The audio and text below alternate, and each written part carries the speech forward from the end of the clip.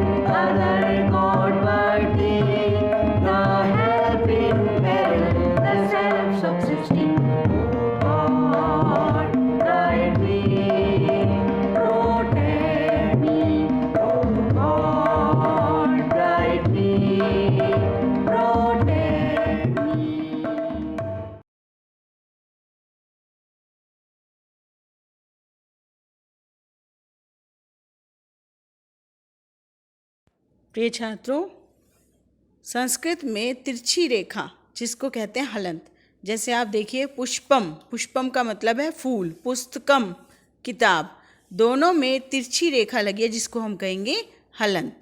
उसके बाद आता है विसर्ग, दो बिंदु। ये ना ज़्यादा दूर लगाने होते हैं और ना ज़्यादा अक्षर के साथ चिपका कर। ये बिल्कुल जैसे दिखाए गए हैं वैसे ही इसको लगाना है।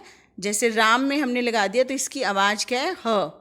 रामः श्यामः बालकः। उसके बाद आते हैं वचन। जैसे आपने हिंदी में दो वचन पढ़े हैं, एक वचन और बहुवचन, उसी प्रकार हिंदी में की तरह संस्कृत में भी तीन वचन होते हैं। हिंदी में दो वचन लेकिन संस्कृत में तीन वचन, एक वचन, द्विवचन और बहुवचन। एक वस्तु का ज्ञान देने वाला एक वचन, दो का द्विवचन कहलाता है और अनेक वस्तुओं का ज्ञान देने वाला बहुवचन। उसके बाद है संस्कृत में तीन प्रकार के लिंग हैं, पुल्लिंग, स्त्रीलिंग और नपुंसकलिंग। फिर आते हैं पुरुष। संस्कृत में तीन प्रकार के पुरुष होते हैं, जैसे आपने इंग्लिश में पढ़े हैं first person, second person, third person. उसी प्रकार संस्कृत में पुरुष हैं प्रथम पुरुष, मध्यम पुरुष, उत्तम पुरुष, लेकिन इंग्लिश से थोड़े अलग हैं। प्रथम पुरुष में आएंगे वह, वे, दो, वे सब। मध्यम में आएंगे तुम दो, और उत्तम में मैं और हम दोनों, हम सब। अब हम इनके साथ साथ धातु रूपों का भी अध्ययन करेंगे। जैसे हमने क्रिया शब्दों को पढ़ा है कि क्रिया क्या होती है, क्रिया शब्दों को ही हम संस्कृत में धातु रूपों के नाम से जानते हैं। जिस शब्द से किसी कार्य का करना या होना पाया जाए वह क्रिया कहलाता है। जैसे गच्छति, गच्छति का अर्थ है जाता है।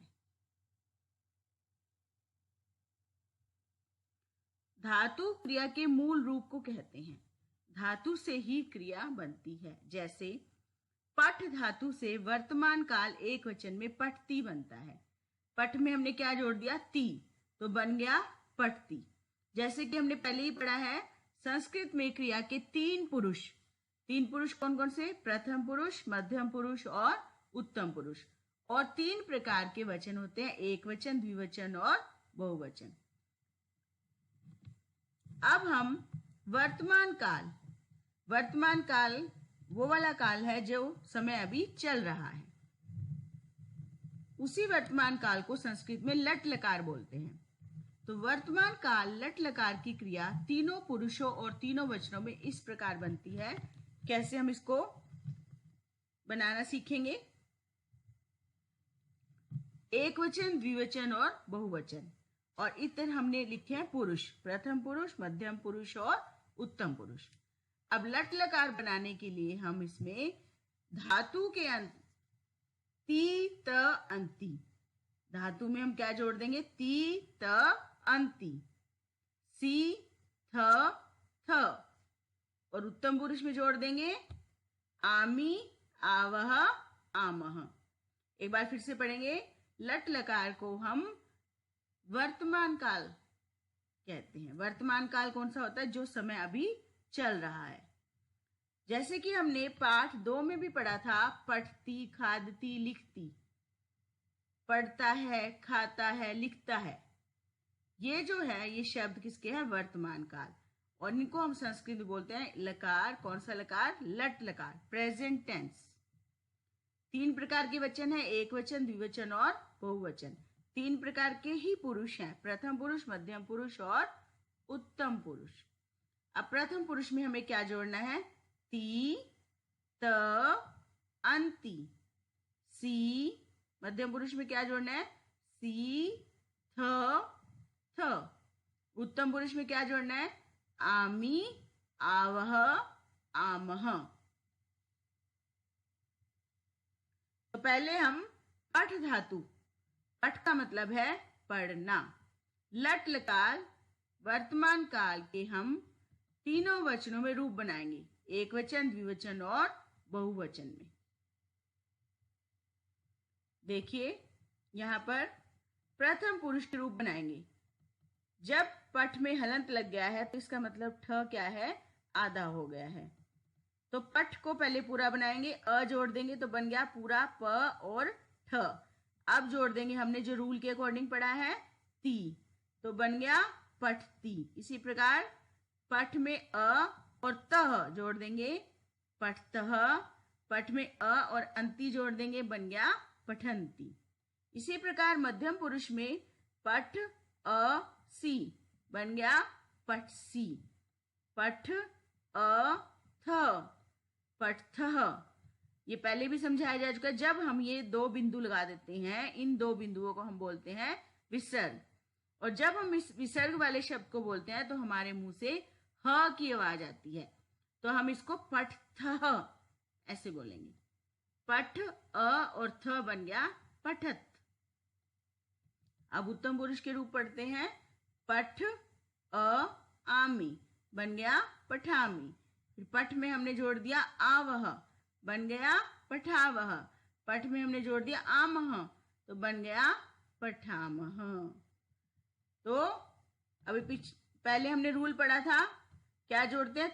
एक बार मेरे साथ साथ बोलेंगे आप, ताकि आपको अच्छी तरह अभ्यास हो जाए और आपको तुरंत याद भी हो जाए।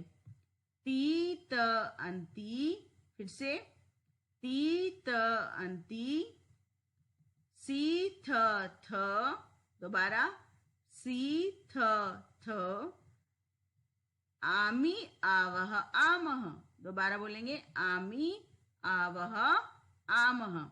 अब ये सारे हमने जो पठ में जोड़कर बनाए हैं रूप, तो कैसी बन गई हमारी पठ धातु?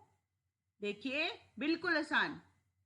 पठती पठत पठंती, पठसी पठथ पठत, पठामी पठावह पठामह। एक बार मेरे साथ साथ आप भी बोलेंगे ताकि आपको बोलने का भी सही अभ्यास हो जाए। अगर आप सही बोलेंगे तो आपका लिखना भी बिल्कुल शुद्ध रहेगा। तो उच्चारण करेंगे, पठती पठतः पठंती, पठसी पठथः पठत, पठामी पठावह पठामह। इसी प्रकार और भी धातुओं के रूप बनाएंगे। हस धातु, हस का मतलब है हंसना, तो इसके रूप बनाएंगे हम उसी प्रकार रूल के अनुसार तीतंती सीथ थ और आमी आवा आम जोड़कर, तो बन गया है, मेरे साथ साथ उच्चारण करें, हस्ती हस्त है हसंती, हससी हस्थः हसत, हसामी हसावह हसामह। इसी प्रकार अगली धातु खेल धातु बनाएंगे हम उसी नियम के अनुसार। खेलती, साथ साथ उच्चारण करेंगे, खेलती खेलतः खेलंती, खेलसी खेलथः खेलत, खेलामी खेलावह खेलामह। और अभ्यास करेंगे नम धातु। नम का अर्थ है नमस्कार करना, तो रूप बनेंगे नमती नमतः नमंती, नमसी नमथः नमत, नमामि नमावह नमामह। अगली धातु खाद धातु। खाद का अर्थ है खाना, खादती खादतः खादंती, खादसी खादथः खादत, खादामी खादावह खादामह। वेरी गुड, आप अच्छी तरह उच्चारण करें। उसके बाद है गम धातु। गम धातु को हम गच की तरह चलाते हैं, तो गम का मतलब और गच का मतलब दोनों का अर्थ ही क्या है, जाना। तो रूप बनेंगे गचती, वैसे ही हमने तीता अंती जोड़ा है, गचती गच्छतः गच्छन्ति, गच्छसी गच्छथः गच्छत, गच्छामि गच्छावह गच्छामः। तो इस प्रकार आप एक बार ही आप अगर सही से उच्चारण करेंगे तो आपको ये तुरंत याद हो जाएगा और आपको एकदम से लगेगा कि ये तो बहुत ही आसान है।